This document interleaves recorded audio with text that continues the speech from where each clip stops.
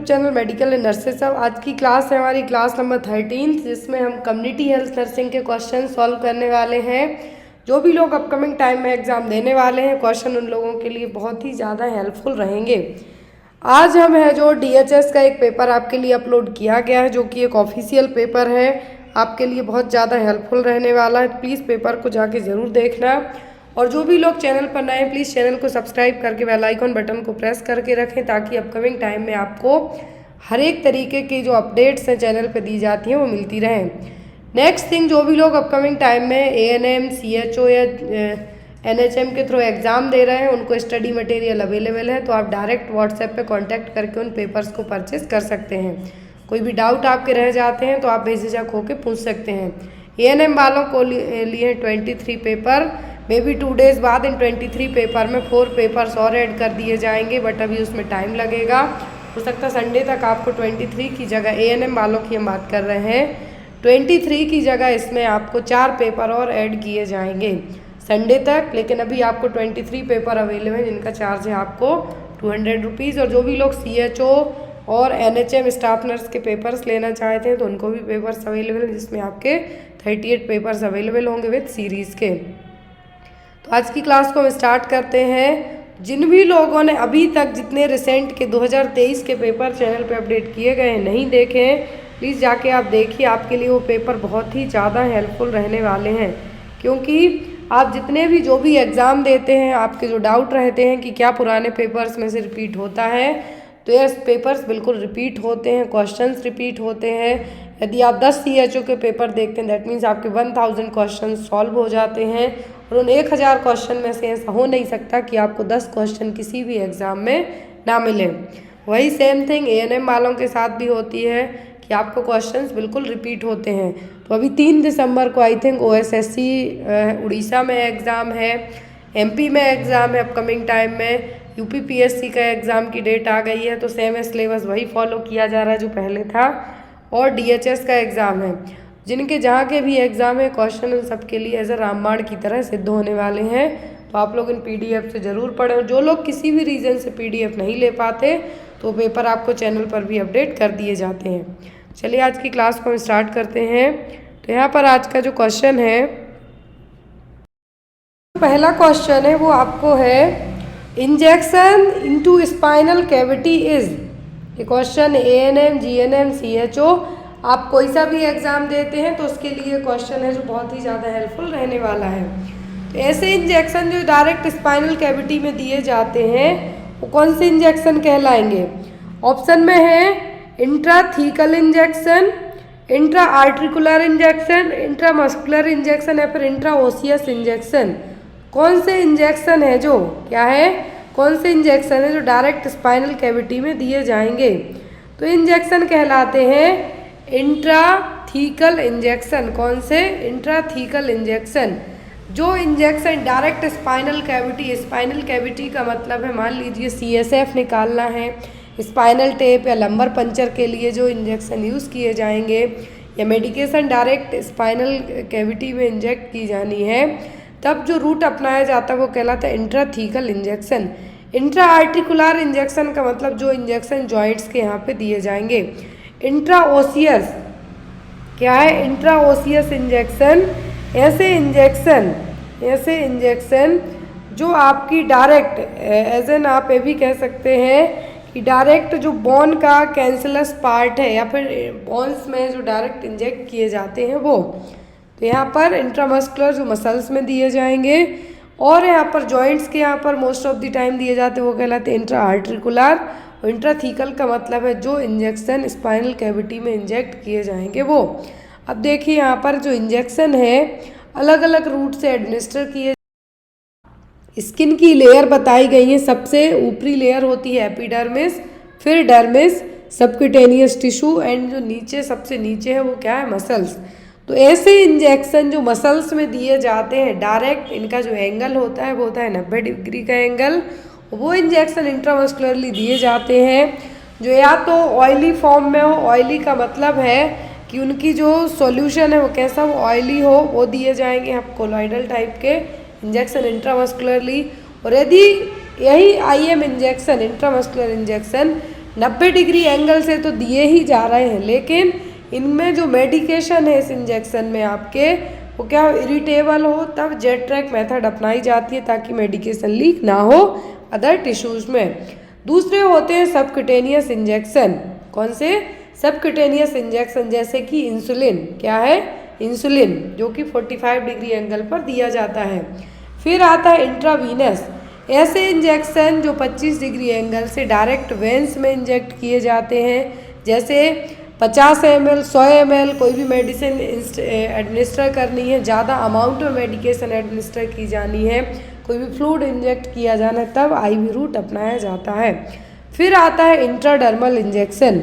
तो intradermal injection most of the time hyper sensitivity reaction के लिए यूज़ किए जाते हैं, टेस्टिंग करने के लिए कि किसी चीज़ से एलर्जी तो नहीं है। इंट्राडर्मल रूट से एक सिंगल वैक्सीन भी दी जाती है, वो कहलाती है BCG वैक्सीन, जो कि TB को प्रिवेंट करने के लिए दी जाती है। तो आई थिंक आपको ये क्लियर हो गए हो। अगला क्वेश्चन है, another name of knee chest position. Knee chest position है, इसका दूसरा नाम क्या है?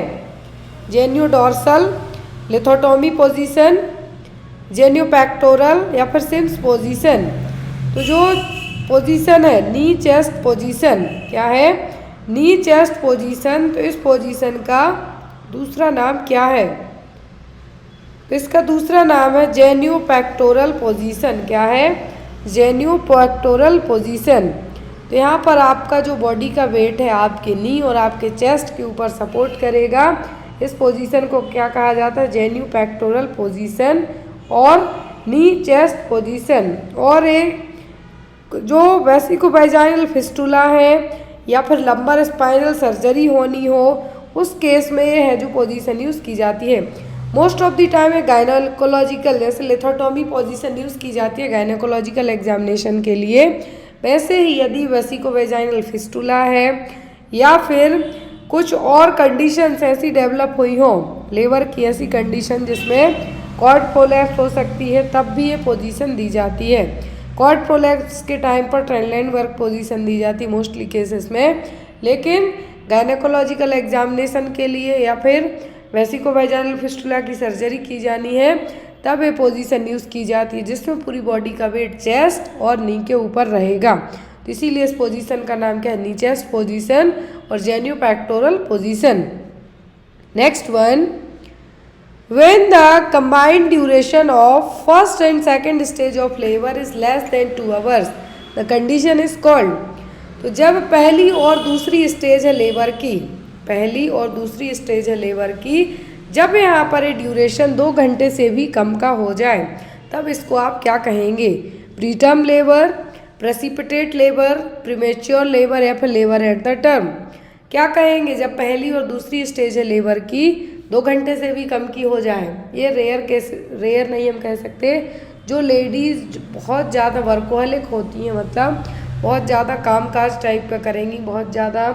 आपने गांव, स्पेशली जो गांव के एरिया होते हैं, विलेज एरिया, बट नाउअडेज वहाँ पर भी कम देखने को मिलता है।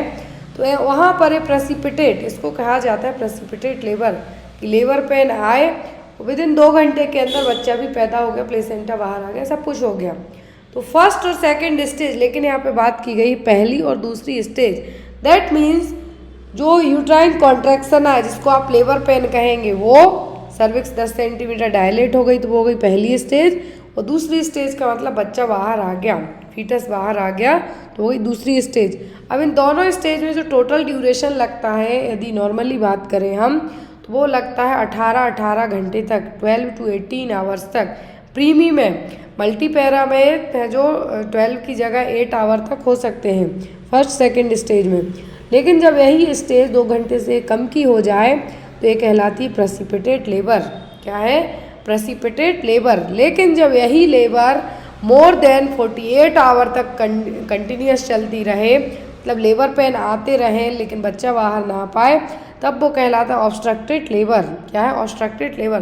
प्रीमेच्योर लेबर का मतलब है समय के पहले लेबर पेन आना, 37 हफ्तों के पहले लेबर पेन आना। प्रीटर्म का मतलब है यहाँ पर, सॉरी, प्रीमेच्योर लेबर का मतलब क्या है? समय से पहले लेबर पेन आना लेकिन यहाँ पर जो फीटस है वो भी मैच्योर नहीं हो पाया। प्रीटर्म लेबर में क्या होगा, 37 वीक से पहले लेबर पेन आ रहे हैं तो प्रीटर्म लेबर होगा, लेकिन जो बच्चा होगा वो हो सकता है हेल्दी हो, 37 वीक में हो तो हेल्दी हो। फिर आता है labour at term, that means after 37 हफ्तों की प्रेगनेंसी के बाद, 37 वीक की प्रेगनेंसी के बाद जो लेबर पेन आते हैं वो कहलाएगा लेबर एट टर्म। और जो बेबी होंगे वो कहलाते हैं टर्म बेबी, और जो प्रेगनेंसी वो कहलाएगी टर्म प्रेगनेंसी। आई होप आपको ये टर्मिनोलॉजी क्लियर हो गई हो। पहली और दूसरी स्टेज जब 2 घंटे से कम समय की हो जाए तो वो कंडीशन क्या कहलाएगी, प्रेसिपिटेट लेबर। नेक्स्ट है यहाँ पर the fully dilated cervix during first stage of labour is measured as. तो जो पहली स्टेज है क्या है, सर्वाइकल डायलेटेशन स्टेज कहलाती है। तो इसमें सर्विक्स फुली कितनी डायलेट होगी, 5 सेंटीमीटर, 6 सेंटीमीटर, 10 सेंटीमीटर या फिर 8 सेंटीमीटर।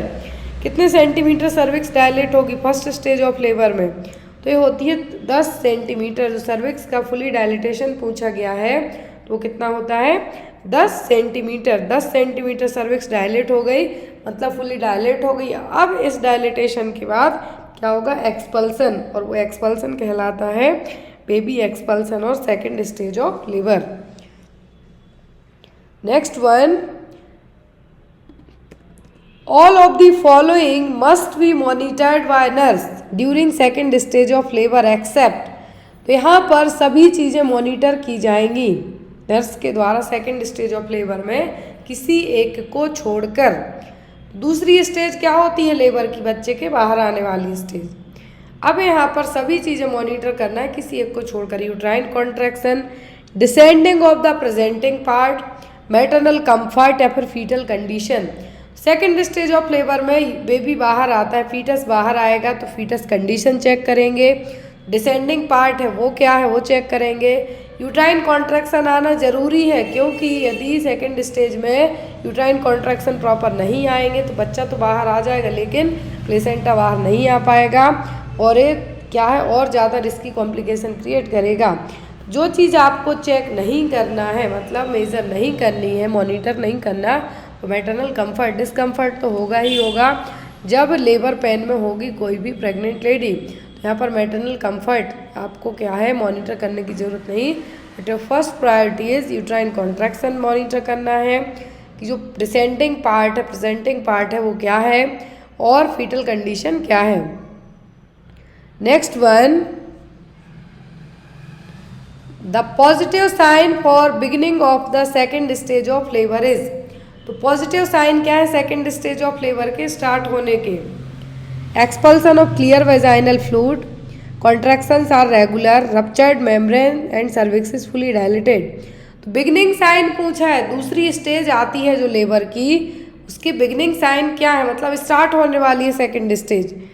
तो जो expulsion of clear vaginal fluid है ये तो इवन फर्स्ट स्टेज में देखने को मिलेगा जब सर्विक्स डायलेट होती है, कॉन्ट्रैक्शंस भी आएंगे, मेम्ब्रेन भी रप्चर होगी, लेकिन cervix fully dilate completely 10 centimetre dilate होती है पहली स्टेज में। तो पहली स्टेज के बाद ही दूसरी स्टेज आएगी, और जो दूसरी स्टेज का बिगिनिंग यहाँ पर कहा है इट्स अ बिगिनिंग साइन।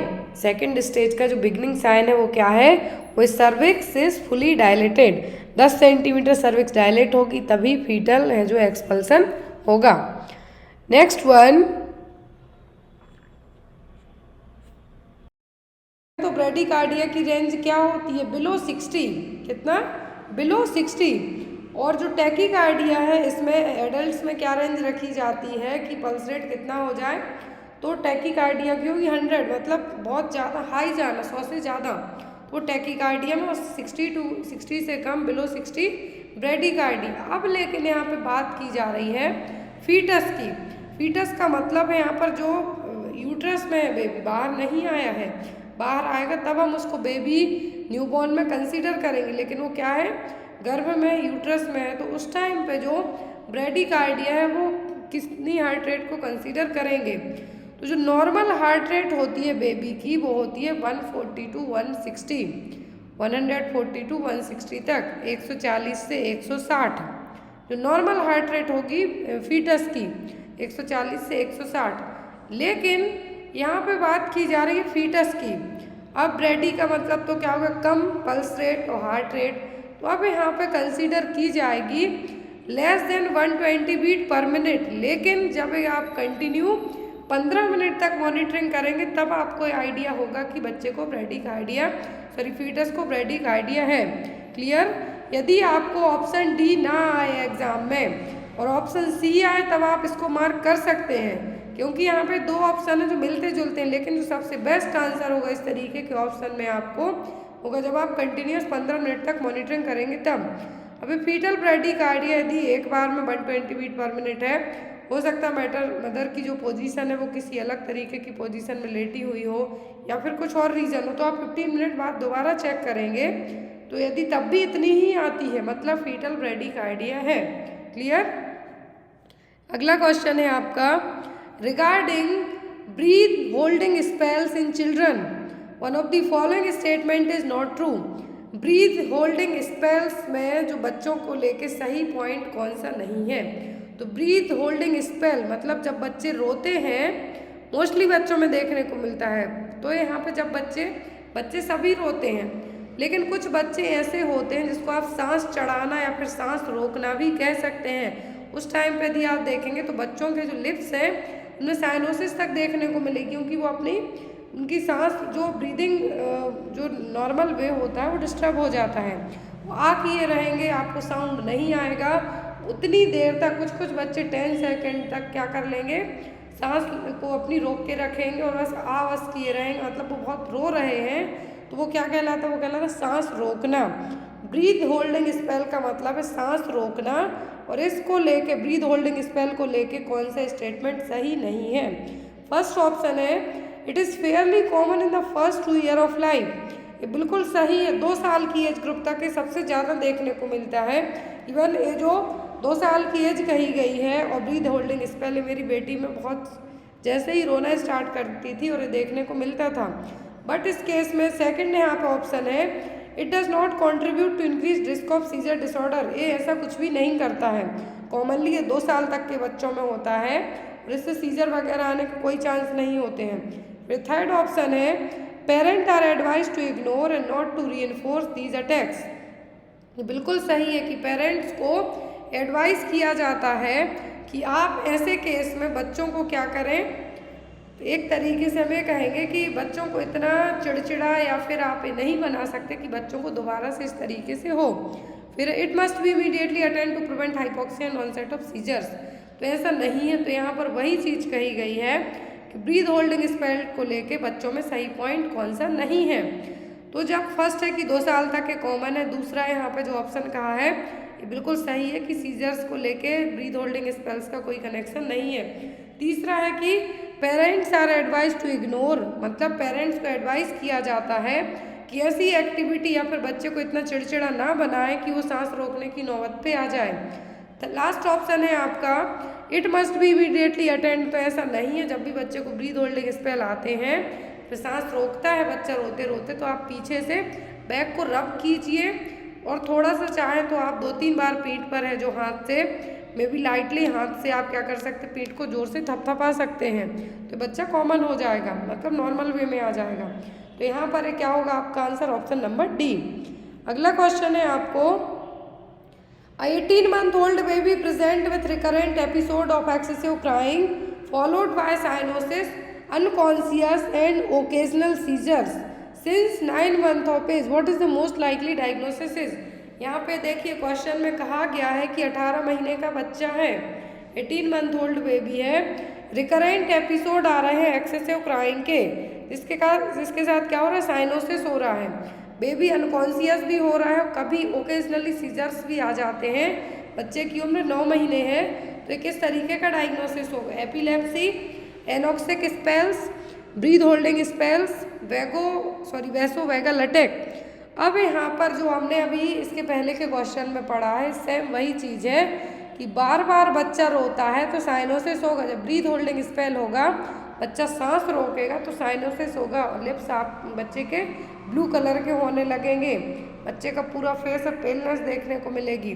तो यहाँ पर बच्चा कभी कभी बेहोश भी हो जाता है कुछ केस में, क्योंकि जब सांस नहीं जाएगी प्रॉपर बेहोश हो जाएगा। लेकिन कभी कभी सीजर्स भी आ जाते हैं, रेयरली आते हैं बहुत ही। यदि 100 में से 80 बच्चों को क्या हो रहा है, ब्रीथ होल्डिंग स्पेल्स होते हैं, तो जो बचे हुए 20 बच्चे होते हैं उनमें देखने को मिलेगा, बाकी ऐसे नहीं होता कॉमनली। तो यहाँ पर जो ओकेजनल सीजर्स वाला केस है, 9 महीने की एज है, तो सभी डायग्नोसिस क्या हैं, ब्रीथ होल्डिंग स्पेल्स के डायग्नोसिस में आपके कंसीडर किए जाएंगे। अगला क्वेश्चन है आपका, which among the following is not expected in a 3 year old child. बच्चे का 3 महीने का ग्रोथ एंड डेवलपमेंट पूछा है, तो जो नहीं है, draw a circle, talk in sentence, climb down stairs, hop 5 steps. तो बच्चा 3 साल के बच्चे से आप क्या एक्सपेक्ट नहीं करेंगे, सर्किल बना लेगा सिखाओगे तो, सेंटेंस में अच्छा प्रॉपर बात भी करेगा, स्टेयर्स पे क्लाइंबिंग करना सबसे अच्छा शौक होता है बच्चों का, स्पेशली 2 से 3 साल के बीच में हाथ पकड़ के वो क्लाइंब करेंगे। हॉप 5 स्टेप, ये उनको करना थोड़ा सा डिफिकल्ट होगा, तो ये यहाँ पर आपका आंसर क्या होगा, ऑप्शन नंबर डी। तो यहाँ पे बात 3 ईयर के ग्रोथ एंड डेवलपमेंट माइलस्टोन की पूछी, आपको इन्फेंसी पीरियड से एडोलेसेंट पीरियड तक का ग्रोथ एंड डेवलपमेंट में से क्वेश्चंस आ सकते हैं। अगला क्वेश्चन है आपका, by which years all milk teeth are erupted. तो बच्चे की उम्र कितनी होगी जब उसके सभी दूध के दांत आ जाएंगे, तो प्राइमरी टीथ हैं बच्चों के, वो किस एज में आ जाएंगे, 1.5 ईयर, 2 ईयर, 2.5 ईयर या फिर 3 ईयर में। तो जो बच्चे के प्राइमरी टीथ होंगे, क्या है, प्राइमरी टीथ होंगे, वो किस उम्र में आने लगेंगे, तो वो पूरे दांत आ जाते हैं 2 साल में, कब, 2 ईयर में। फिर जब बच्चे की उम्र 6 साल होती है, कितनी, जब बच्चे की उम्र 6 साल होती है, तो प्राइमरी टूथ गिरना स्टार्ट होते हैं, जिसको आप मिल्क टीथ कहेंगे, दूध के दांत कहेंगे। और आफ्टर दैट परमानेंट टीथ आते हैं, जो आपके हमेशा रहेंगे, मे भी बुढ़ापे में, ओल्ड एज में गिरेंगे, बट ऐसे। तो यहाँ पर जो प्राइमरी टीथ और मिल्क टीथ या दूध के दांत कहें, तो 2 साल में पूरे आ जाते हैं। फिर 6 साल के बाद प्राइमरी टीथ गिरना स्टार्ट होते हैं, फिर परमानेंट टीथ आना स्टार्ट होंगे। Next is delayed dentition is most characteristics of which of the following. Delayed dentition का मतलब है लेट दांत आना। लेट दांत किस केस में आएंगे, मोंगोलिज्म, एक्रोमेगाली, क्रेटिनिज्म या फिर माल न्यूट्रिशन, किस केस में डिलेड डेंटिशियन देखने को मिलेंगे। तो जो केस होगा यहाँ पर डिलेड डेंटिशियन का, वो होगा यहाँ पर आपका कौन सा, एक्रोमेगाली। क्या है, एक्रोमेगाली। एक्रोमेगाली में जनरली क्या होगा, एक्सेस ग्रोथ हार्मोन रिलीज होने लगेगा, क्या होगा, एक्सेस ग्रोथ हार्मोन रिलीज होगा, ओवर प्रोडक्शन होगा ग्रोथ हार्मोन का पिट्यूटरी ग्लैंड के द्वारा। तो इस केस में डिलेड डेंटिशियन मतलब दांत हैं जो, बॉडी के पार्ट्स की ग्रोथ तो अच्छी होगी, लेकिन दांतों का आना क्या होगा, डिले होगा। Next one is a newborn baby has a head circumference of 35 centimetre at birth, his optimal head circumference will be 43 centimetre eight which month. तो बच्चे का जन्म के समय हेड सर्कमफेरेंस है जो कितना है, 35 है, लेकिन जब बच्चा कितनी उम्र होगी कि 43 सेंटीमीटर हेड सर्कमफेरेंस पहुंच जाएगा। जो नॉर्मली हेड सर्कमफेरेंस यदि इंच में बात करें तो 13.5 तक रहता है, कितना, 13.5 तक रहेगा। लेकिन जब बच्चे की उम्र के अकॉर्डिंग यदि ये बात की जाती है, कहा गया है कि जब बच्चे का जो हेड सर्कमफेरेंस है 43 हो गया है, तो 43 हेड सर्कमफेरेंस है जो किस एज में देखने को मिलेगा। ऑप्शन है यहाँ पे 4 month of age, 6 month of age, 8 month of age या फिर 12 मंथ ऑफ एज। तो बच्चे का जो हेड सर्कमफेरेंस है, क्या है, हेड सर्कमफेरेंस है, यहाँ पर हेड सर्कमफेरेंस को आप नापते कैसे हैं, ऑक्सीफ्रंटोल जो फ्रंटोनल है सर्कमफेरेंस है, ऑक्सीपिटल प्रोमिनेंस से फ्रंटल प्रोमिनेंस तक आप इसको नापेंगे। यहाँ से ऑक्सीपिटल प्रोमिनेंस से फ्रंटल प्रोमिनेंस तक नापेंगे। आपने फीटल स्केल बहुत अच्छे से पढ़ा हुआ है, नहीं पढ़ा तो एक बार देख लें, तो आपको बहुत अच्छे से समझ में आएगा। तो यहाँ पर जो normal average at the birth होता है 35 सेंटीमीटर और 13.5 इंच, लेकिन जब ये हेड सर्कमफेरेंस बढ़ता है कितना हेड सर्कमफेरेंस बढ़ेगा तो हर एक महीने में 1 ही सेंटीमीटर बढ़ता है। पहले एक साल तक कितना होगा आपका 1 सेंटीमीटर पर मंथ बढ़ेगा। लेकिन इनिशियल 3 मंथ की बात करें आप, पहले यदि हम बात करते हैं आपको एक तरीके से समझ में आता हो कि 35 सेंटीमीटर तो जन्म के समय हुआ। अब शुरू के 3 महीने तक बच्चे का हेड सर्कमफेरेंस 2 सेंटीमीटर की एवरेज से बढ़ेगा।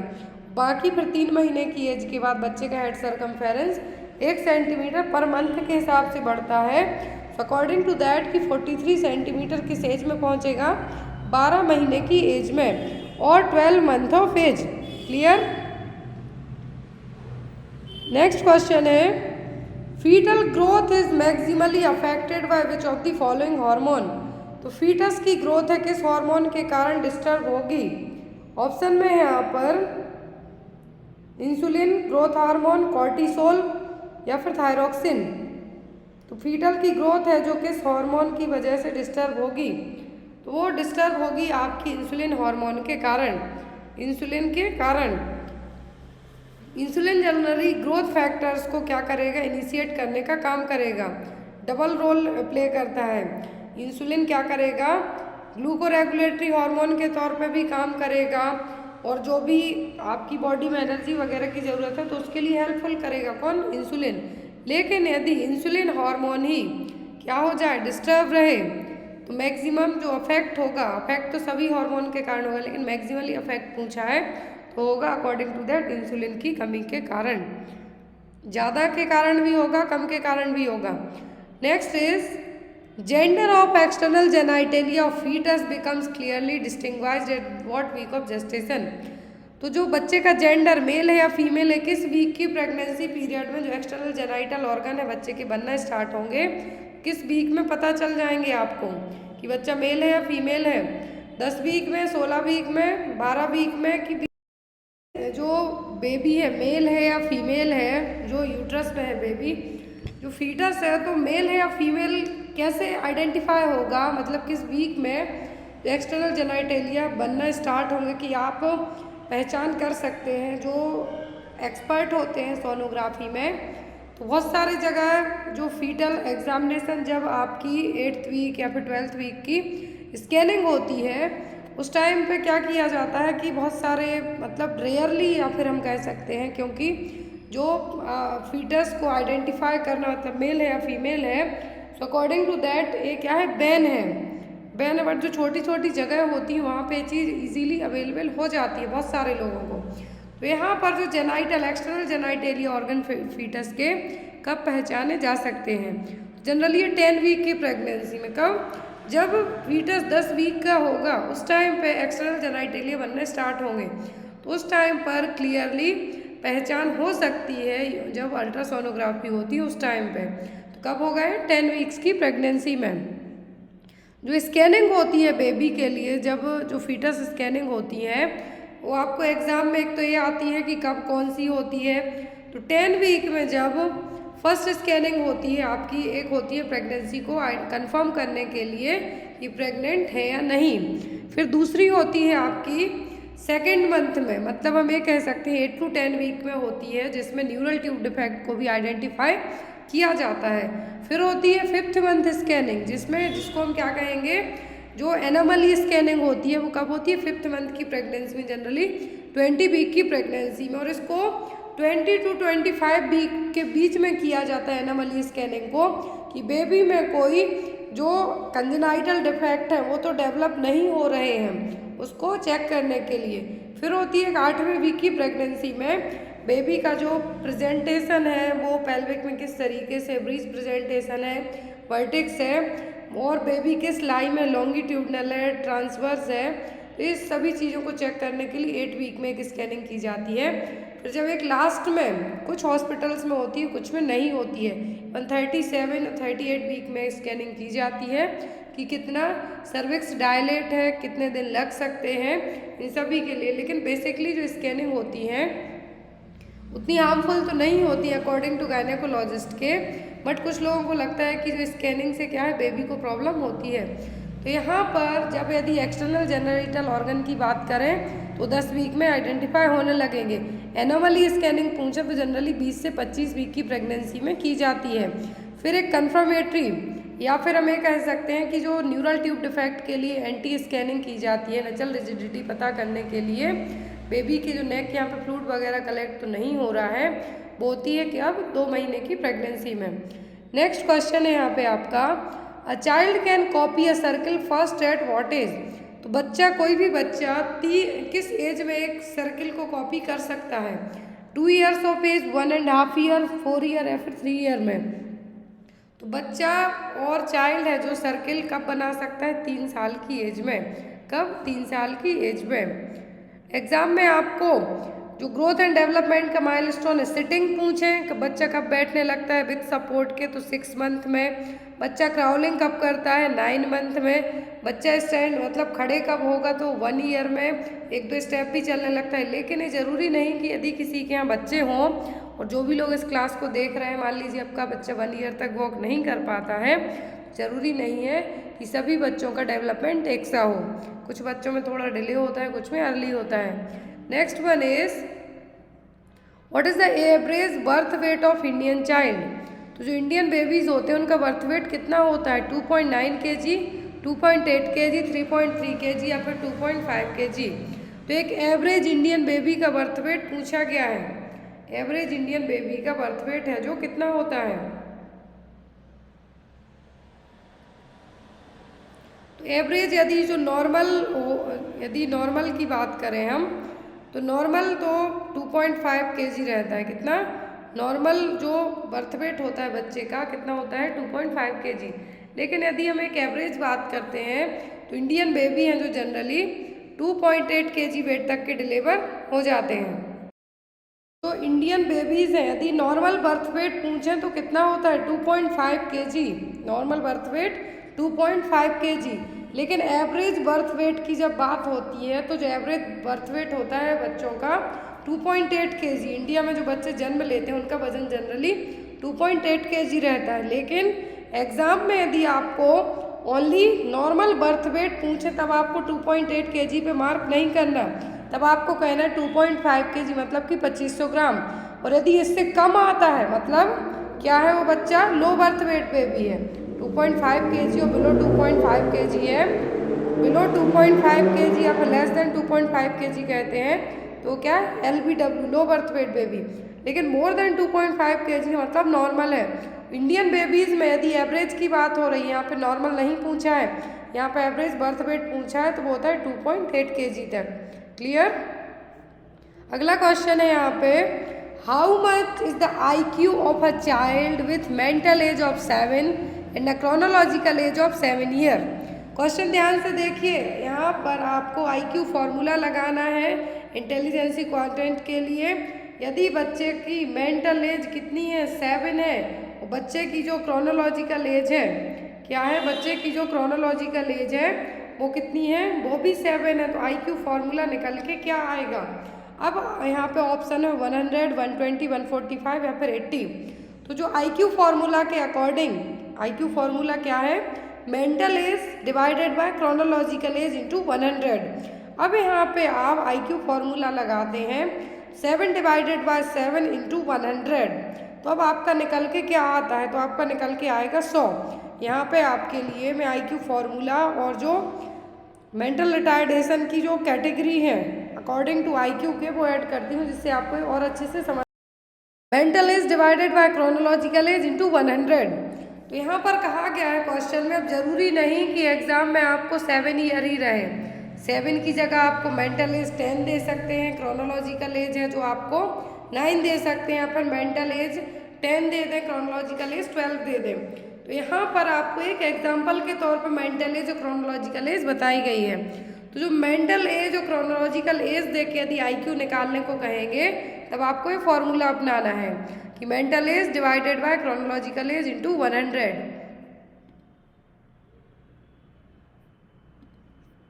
तो यहाँ पर यदि आपको इस तरीके से पूछते हैं तो आपको कहना है 100। अब यहाँ पे मैंने जैसा बताया कि ये मेंटल एज और क्रोनोलॉजिकल एज बदल सकती है। बेस्ड ऑन इंटेलेक्चुअल इम्पेयरमेंट के और ICD 10 क्लासिफिकेशन की हम बात करते हैं, एग्जाम में आपको आता है कि जो मेंटल रिटार्डेशन है ICD के किस क्लासिफिकेशन में आएगी। तो ICD 10 के F70 में मेंटल एज को डिवाइड किया गया है। किसको? मेंटल रिटार्डेशन को डिवाइड किया गया है। ICD 10 का जो F70 कोड नंबर है उसमें मेंटल रिटार्डेशन को इंक्लूड किया गया है। अब यहाँ पर जो मेंटल रिटार्डेशन है इसकी क्लास पूछते हैं, mild, moderate, severe and profound.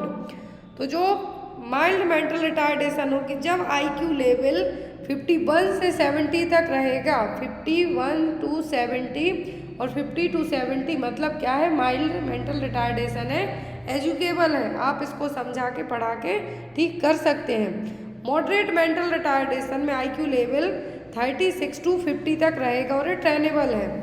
फिर आता है सीवियर, तो IQ 21 to 35 और 20 to 34 भी आप कह सकते हैं। तो ये सीवियरली डिपेंडेंट मतलब ये दूसरों पे डिपेंड रहेगा।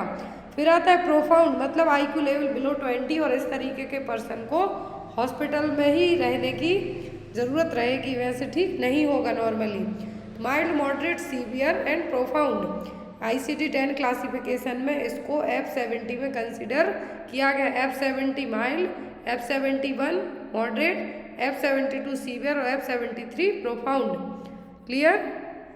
अगला क्वेश्चन है आपका, what is IQ of child means. तो यदि किसी बच्चे के लिए इंटेलिजेंसी क्वोटिएंट है, किस तरीके से डिसाइड होगा? The creative efficiency of the child, the capability of child to perform intellectual task in relation to other children of same age, the efficiency of memory of child, qualification of the learning ability of child. तो intelligence quantity का किसी बच्चे के लिए क्या मतलब है, मतलब क्या यदि किसी का IQ लेवल कम है बच्चे का या फिर नॉर्मल IQ है, किस तरीके से आप इसको कंसीडर कर सकते हैं कि बच्चा क्या है, नॉर्मल है।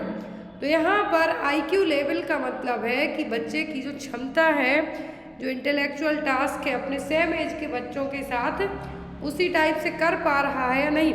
थोड़ा बहुत इधर उधर होता है, ज़रूरी नहीं कि आपका बच्चा बहुत ज़्यादा होशियार है तो उसका IQ लेवल से आप उसको क्या करेंगे, जज करेंगे।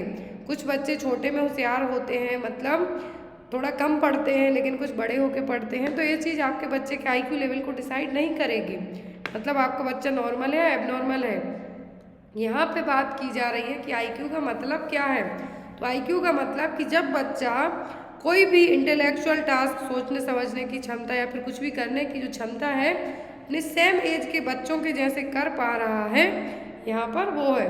तो यहाँ पर आपका आंसर क्या होगा, the capability of the child to perform intellectual task in relation to other children of same age. Clear? अगला क्वेश्चन है यहाँ पे, normal height with decreased bone age is seen in which of the following condition. Normal height है लेकिन decreased bone age, normal height with decreased bone age is seen in which of the following condition. Height normal है लेकिन जो borns हैं according to as क्या है, कम है। तो ये क्या है, कुशिंग सिंड्रोम है, हाइपोथायरॉयडिज्म है, थैनाट्रोपिक ड्वार्फ्स है या फिर डाउन सिंड्रोम है। तो ये क्या है, जिसमें हाइट बॉर्न्स की बच्चे की जो या फिर पर्सन की हाइट नॉर्मल है लेकिन जो बॉर्न की एज है वो क्या है, कम है। तो ये कहलाएगा आपका कुशिंग सिंड्रोम, जिसको हम हाइपर कॉर्टिसोलिज्म भी कह सकते हैं। हाइट क्या है पर्सन की, नॉर्मल होगी, लेकिन हाइट नॉर्मल रहेगी लेकिन बॉन्स की एज क्या है, कम होगी। पर्सन ओबीज रहेगा, फैट डिपॉजिट होगा एब्डोमेन में, नेक के यहाँ पर ऑस्टियोपोरोसिस होगा। ऑस्टियोपोरोसिस का मतलब यहाँ पर वही डिक्रीज बॉर्न एज, मतलब ऑस्टियोपोरोसिस कुशिंग सिंड्रोम वाले में कॉमनली देखने को मिलेगा। और यहाँ पर मसल वास्टिंग होगी।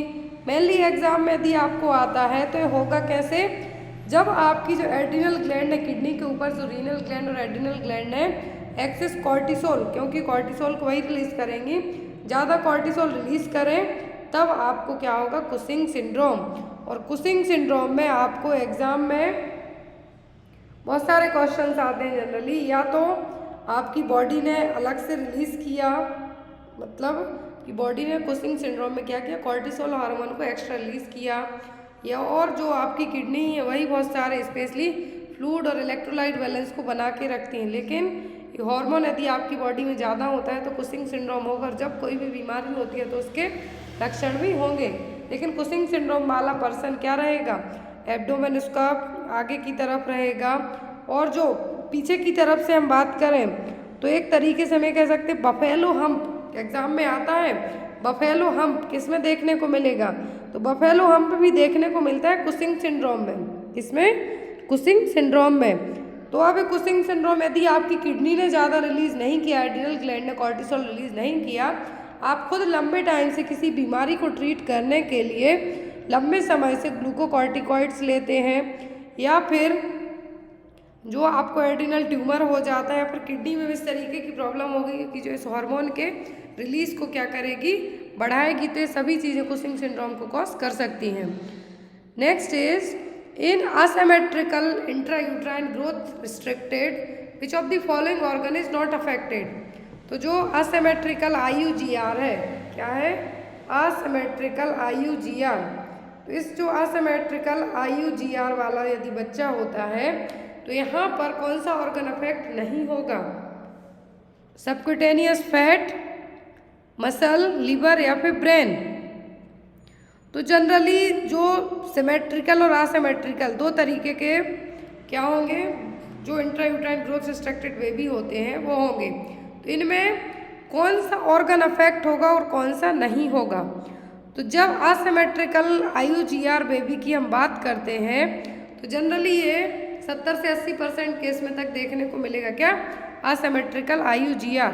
तो यहाँ पर जो बच्चे में जो अपकमिंग बेबी होगा, आपका डिलीवर होगा, उसमें लिवर, मसल, सबक्यूटेनियस फैट, ये तीनों चीज़ें डिस्टर्ब रहेंगी, लेकिन ब्रेन को छोड़कर, किसको, ब्रेन को छोड़कर।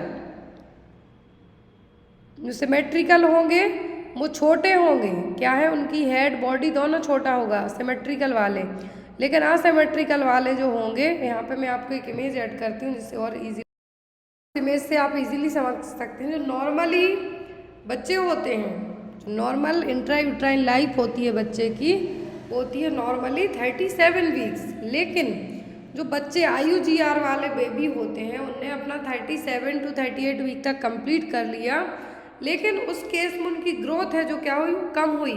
मतलब जब वो पैदा होते हैं साइज छोटी होगी, वजन कम होगा, इवन 2 kg तक के रहेंगे।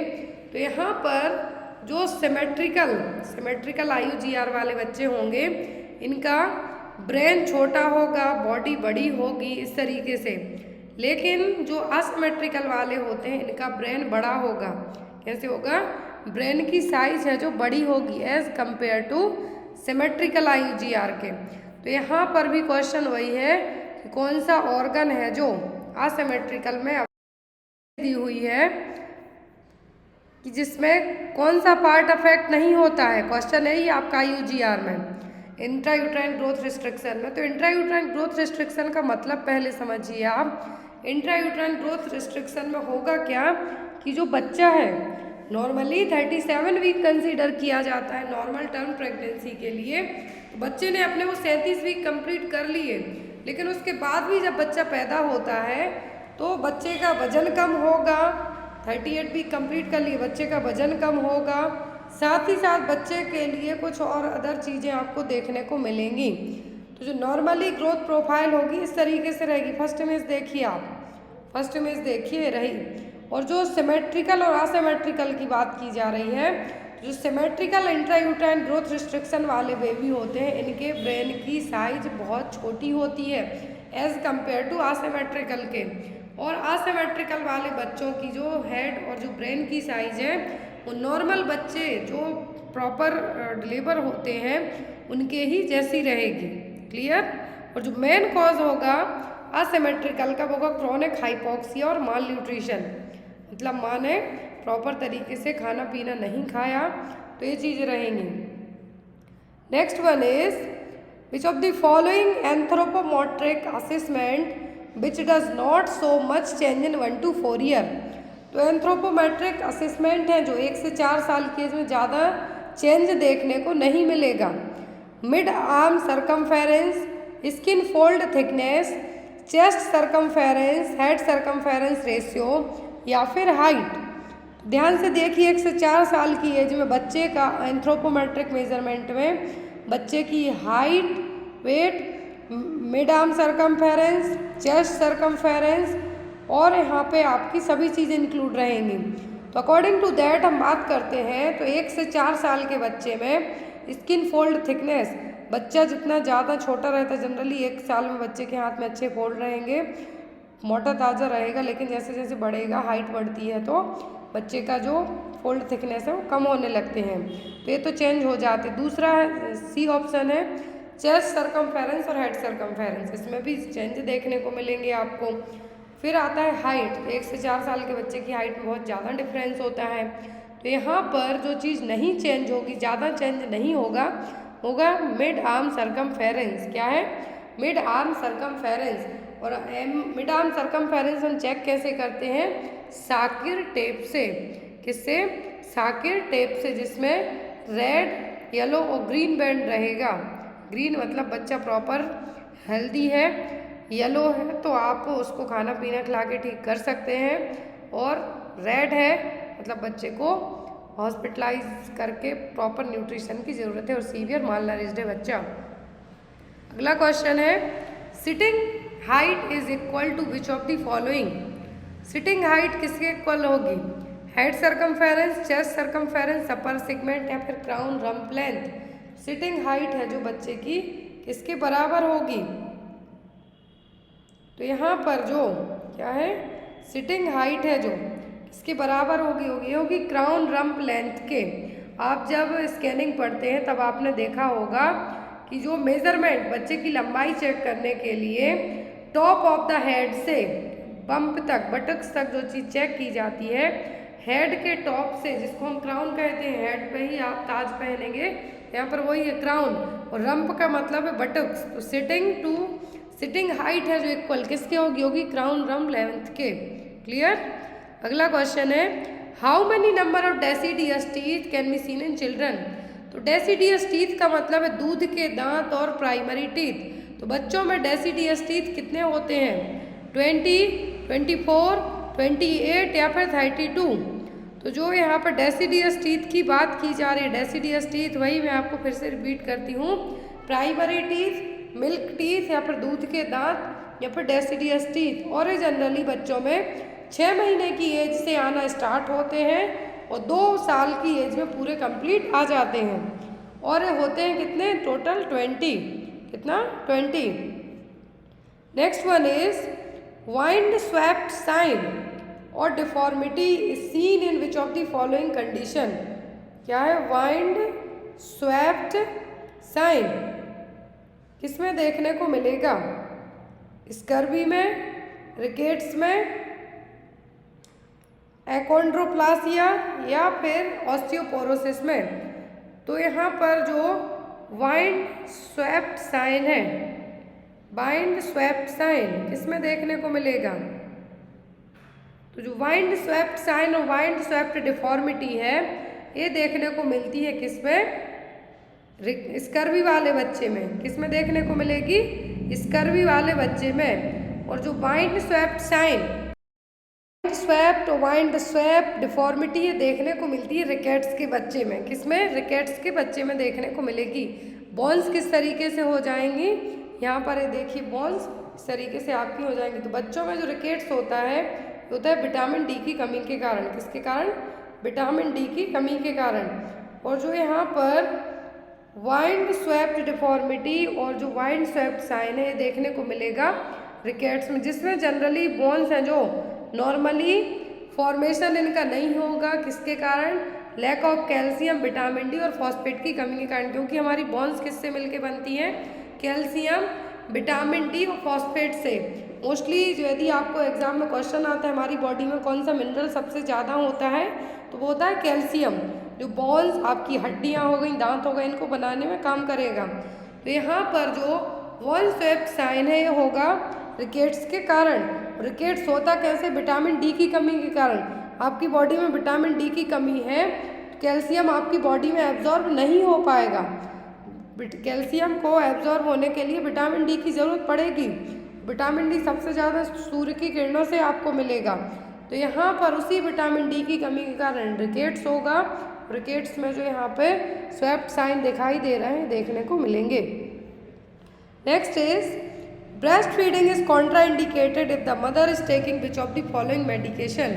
तो यदि माँ कौन सी मेडिकेशन ले रही है तो ब्रेस्ट फीडिंग कॉन्ट्रा इंडिकेट रहेगी। ऑप्शन में है यहाँ पर propranolol, broad spectrum antibiotic, sulphonylureas या फिर इंसुलिन। तो यहाँ पर जो मेडिकेशन है, यदि माँ सल्फोनाइल यूरिया लेती है तो बच्चे को ब्रेस्ट फीड नहीं करवाया जाता है। सल्फोनाइल यूरिया एक एंटी डायबिटिक मेडिकेशन है। क्या है? एंटी डायबिटिक और ओरल ली जाने वाली मेडिकेशन। एग्जाम में आपको आता है सल्फोनाइल यूरिया। और सल्फोनाइल यूरिया जो ऑर्गेनिक कंपाउंड है, क्या है यहाँ पर एक ऑर्गेनिक कंपाउंड के तौर पे भी जानी जाती है। और इसका जो यूज़ है इस ड्रग का मेनली ये क्या है? एंटी डायबिटिक ड्रग है। क्या है? एंटी डायबिटिक ड्रग है। मेनली एग्जाम में आपको एक और एक ड्रग आती है कि सबसे ज़्यादा डायबिटीज़ के लिए जो ड्रग यूज़ की जाती है वो कौन सी है? तो वो होती है मेटफॉर्मिन। एग्जाम में आती है मेटफॉर्मिन, सल्फोनाइल यूरिया, दोनों क्या है? एंटी डायबिटिक ड्रग है। दोनों एज एन अल्टरनेटिव की तरह काम करेंगे और ये शॉर्ट एक्टिंग ड्रग है, ये भी याद रखें। और जब भी माँ यदि इस ड्रग को ले रही है, सल्फोनाइल यूरिया ले रही है, तो यहाँ पर बच्चे को ब्रेस्ट फीड नहीं करवाया जाएगा। नेक्स्ट क्वेश्चन है यहाँ पे, which of the fatty acid is necessary during 0 to 6 month of age. तो कौन से फैटी एसिड की ज़रूरत पड़ेगी जब बच्चे की उम्र 0 to 6 month हो? ऑप्शन में है यहाँ पर linoleic acid, linolenic acid, arachidonic acid या फिर पैल्मेटिक एसिड।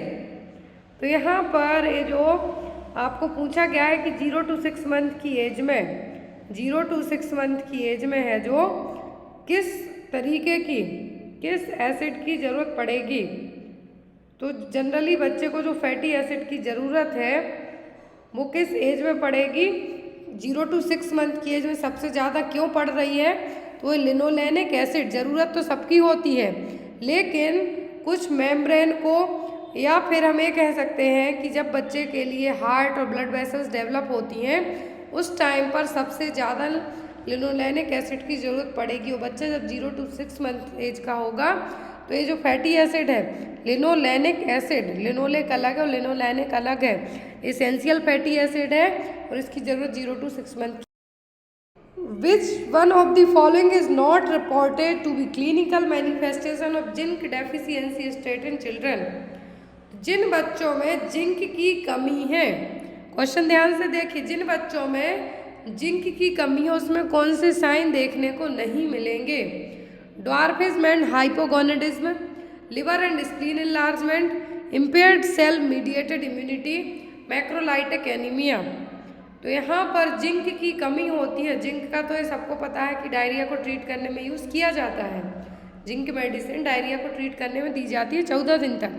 अब जिंक की यदि आपकी बॉडी में कमी होती है, ड्वार्फिज्म देखने को मिलेगा, मतलब बौनापन, इम्पेयर्ड सेल मीडिएटेड इम्यूनिटी होगी, मैक्रोलाइटिक एनीमिया होगा, लेकिन लिवर और स्प्लीन इनलार्जमेंट देखने को नहीं मिलेगा। क्या? लिवर और स्प्लीन इनलार्जमेंट देखने को नहीं मिलेगा। Next is which of the following are not radiographic features of rickets. तो रिकेट्स में कौन सा, यदि आपने एक्सरे करवाया तो कौन सा फीचर नहीं दिखाई देगा? Increased in width of growth plate, ये दिखाई देगी। डिक्रीज्ड बोन डेंसिटी, ये भी होगा क्योंकि ये कैल्शियम की कमी भी रहती है रिकेट्स में। रिकेट्स रोजरी, ये भी देखने को मिलेगी। सब पेरिटोनियल ब्लीडिंग, रेडियोग्राफिक फीचर में सब पेरिटोनियल ब्लीडिंग देखने को नहीं मिलेगी।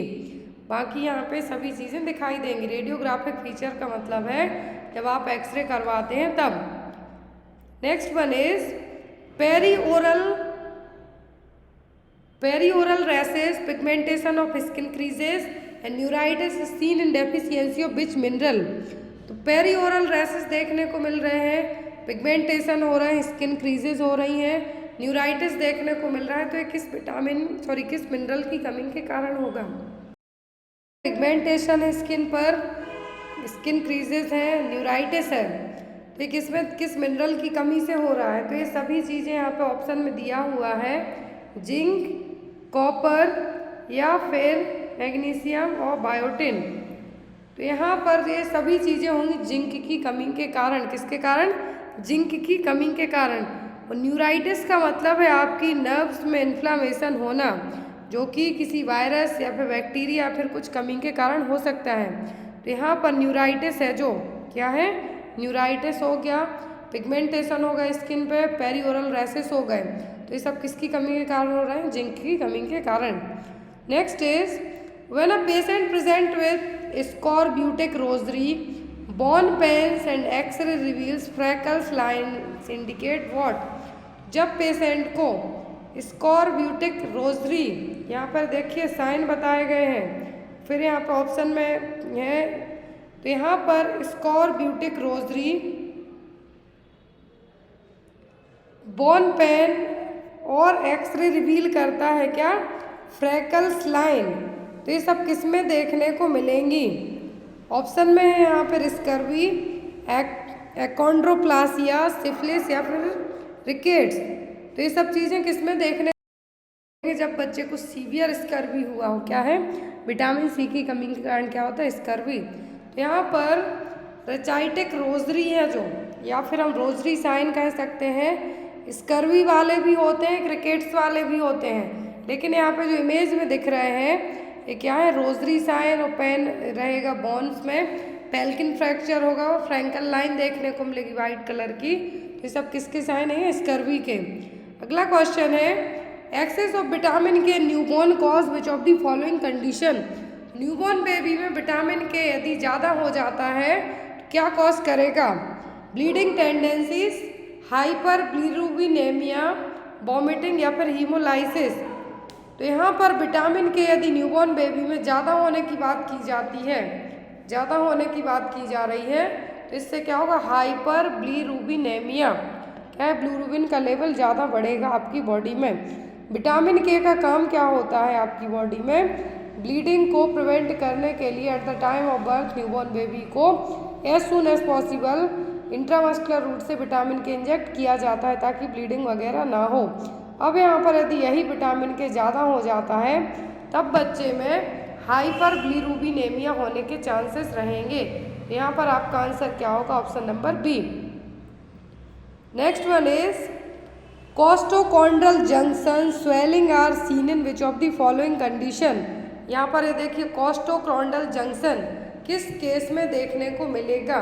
स्कर्वी में, रिकेट्स में, कॉन्ड्रोडिस्ट्रॉफी या फिर ऑल ऑफ दी अबव? तो अब यहाँ पर आपको जो कोस्टोकॉन्ड्रल जंक्शन है, क्या है? कोस्टोकॉन्ड्रल जंक्शन स्वेलिंग ये देखने को मिलती है कहाँ पे? रिब केज के यहाँ पे। कहाँ पर? रिब केज के यहाँ पर, located between the distal part of the rib end the costal cartilage. तो यहाँ पर रिब्स में जो स्टर्नम वाला एरिया हो गया, आपका चेस्ट हो गया, यहाँ पर जब स्वेलिंग होगी तो ये स्कर्वी में भी देखने को मिलेगी, रिकेट्स में भी देखने को मिलेगी, कॉन्ड्रोडिस्ट्रॉफी में देखने को भी मिलेगी। तो यहाँ पर आपका आंसर होगा ऑल ऑफ दी अबव। अब यहाँ पर ये देखिए, कोस्टोकॉन्ड्रल जंक्शन है, जो कार्टिलेज हो गए, यहाँ पर रिब्स आपकी डायरेक्ट तो अटैच नहीं होंगी, कार्टिलेज से जुड़ी हुई रहेंगी। तो जो कार्टिलेज और जो रिब केज की जो बोन्स हैं, रिब केज की जो बोन है, बोन और कार्टिलेज के बीच का जॉइंट क्या कहलाता है? कोस्टोकॉन्ड्रल जंक्शन। अब लेकिन इसी जंक्शन में यदि कुछ स्वेलिंग आ जाए, देखिए यहाँ पर दो इमेज हैं, एक में डायरेक्ट बताया गया है कि कार्टिलेज, हाईलाइन कार्टिलेज है यहाँ पे मान लीजिए, और जो बोन्स हैं दोनों के बीच का जो पॉइंट जहाँ जुड़ रहे हैं दोनों, तो वो कहलाएगा जंक्शन। अब यहाँ पर इस जंक्शन में यदि स्वेलिंग होती है तो क्या कहलाएगा? कोस्टोकॉन्ड्रल जंक्शन। एक होता है कोस्टोस्टर्नल, जो स्टर्नम के यहाँ पे जुड़ेगा, ध्यान से देखिए, ये जो स्टर्नम के यहाँ पे जुड़ती हैं ये कहलाएगा कोस्टोस्टर्नल, और जो यहाँ पर नीचे डाउन साइड जुड़ेंगे डायफ्राम के यहाँ पे, वो कहलाएगा कोस्टोकॉन्ड्रल जंक्शन। और यदि स्वेलिंग है तो स्कर्वी के कारण भी होगी, रिकेट्स के कारण भी होगी, कॉन्डोडिस्ट्रॉफी के कारण भी होगी। यहाँ पर आपका आंसर होगा all of the above. Next is the what is the earliest sign of rickets. तो रिकेट्स का अर्लीस्ट साइन क्या है? रिक्टेसरी रोजरी, क्रेनियोट्रैप्स, बाउलेक्स या फिर हैरिसन ग्रूव। कौन सा साइन है जो रिकेट्स का अर्लीस्ट साइन है? तो रिकेट्स का जो अर्लीस्ट साइन है वो है क्रेनियोटैप्स, जिसको हम कहेंगे softening of the skull bones. क्या है? Softening of the skull bone, जो कि विटामिन ए की कमी के कारण भी हो सकता है, रिकेट्स के कारण भी हो सकता है। तो यहाँ पर हाइपर विटामिनोसिस मतलब विटामिन ए ज़्यादा होने के कारण हो सकता है, रिकेट्स के कारण हो सकता है मतलब विटामिन डी की कमी के कारण बच्चों में हो सकता है। तो क्या है? अर्लीस्ट साइन है क्रेनियोटैप्स, मतलब जब विटामिन डी नहीं होगा और कैल्शियम की कमी होगी तो जो आपकी स्कल बोन्स हैं वो क्या होंगी? बहुत ज़्यादा सॉफ्ट होंगी। क्या होंगी? बहुत ज़्यादा सॉफ्ट होंगी। तो यहाँ पर जो अर्लीस्ट साइन है वो क्या है? क्रेनियोटैप्स। अब आपको यहाँ पर जो ऑप्शन दिए हुए हैं, एक जो ऑप्शन है आपको एग्जाम में आ सकता है हैरिसन ग्रूव। क्या है? Harrison groove. तो यहाँ पर जो हैरिसन ग्रूव है ये भी रिकेट्स में ही देखने को मिलेगा, जो कि 6th जो रिब है आपकी, क्या है? 6th रिब है यहाँ पे जनरली नॉर्मल की जगह रिकेट्स में देखने को मिलेगा। क्या? जो आपकी प्रेशर है, आपका रेस्पिरेटरी डिफिकल्टी भी देखने को मिलती है। तो यहाँ पर रिकेट्स में जो प्रेशर रहेगा आपका रिब केज का वो क्या होगा? चेंज होगा, वो कहलाएगा यहाँ पे आपका हैरिसन सल्कस और Harrison groove. Next is ball eggs. आपने कई बार इमेज देखी, तिरछे से लेग रहेंगे, वो है what is the normal calorie requirement for a 5 year old child. 5 साल के बच्चे की नॉर्मल कैलोरी कितनी होगी, कितनी ज़रूरत होगी? 800, 1000, 1500 या फिर 2000। यदि हम बात करें 1 साल के बच्चे की, तो 1 साल के बच्चे को 1000 किलो कैलोरी की ज़रूरत पड़ेगी, 100 पर केजी बॉडी वेट। तो 5 साल के बच्चे को कैलोरी की बात करें हम तो कितना? 1500 किलो कैलोरीज। कितना? 1500 किलो कैलोरी। अगला क्वेश्चन है इन infant with exclusive breast feed can not be presented with which of the following condition. तो यदि जो बच्चे एक्सक्लूसिव ब्रेस्ट फीड मतलब ओनली माँ का दूध पी रहे हों 6 महीने तक, तो उनको कौन सी प्रॉब्लम नहीं होगी? GI bleeding due to vitamin K deficiency, relative prolongation of physiological jaundice, evening colic या फिर गोल्डन कलर स्टूल। तो जो बच्चे ब्रेस्ट फीड करते हैं उनका स्टूल का कलर डार्क येलो टाइप का रहेगा, मस्टर्ड येलो रहेगा, और उनमें इवनिंग कोलिक के चांसेस ना के बराबर होते हैं। बहुत ही रेयरली बच्चे बॉटल फीड करते हैं उनमें इवनिंग कोलिक बहुत देखने को मिलेगा। जैसे ही शाम होगी बच्चा रोना धोना स्टार्ट कर देंगे। तो यहाँ पर जो एक्सक्लूसिव ब्रेस्ट फीड बच्चे की बात की जा रही है, जिसको जो नहीं होगा इवनिंग कॉलिक। क्या है? Evening colic. तो ये थी आज की हमारी पीडियाट्रिक और चाइल्ड हेल्थ नर्सिंग की क्लास। आई होप आपको आज की क्लास अच्छी लगी हो, और जो भी आपके डाउट हो वो आप कमेंट बॉक्स में कमेंट्स करके पूछ सकते हैं बेझिझक। सभी के कमेंट्स में रीड करती हूँ, चाहे कोई भी कमेंट्स कर रहा हो, अच्छे कमेंट बुरे कमेंट सभी कमेंट में रीड करती हूँ। जिनको भी नॉर्सेट प्लस एम्स और जो मौसमी की बुक फ्री दी जाएगी, जो लोग नॉर्सेट एम्स के पेपर लेते हैं वो ले सकते हैं डायरेक्ट मेरे व्हाट्सएप नंबर पर कांटेक्ट करके। जो लोग MP ग्रुप 5 के पेपर लेना चाहते हैं वो ले सकते हैं, ऑल इंडिया NHM पेपर लेना चाहते हैं वो ले सकते हैं। ऑल ओवर पेपर्स आपको अवेलेबल हैं। Thank you for watching us. Bye bye, good night, take care.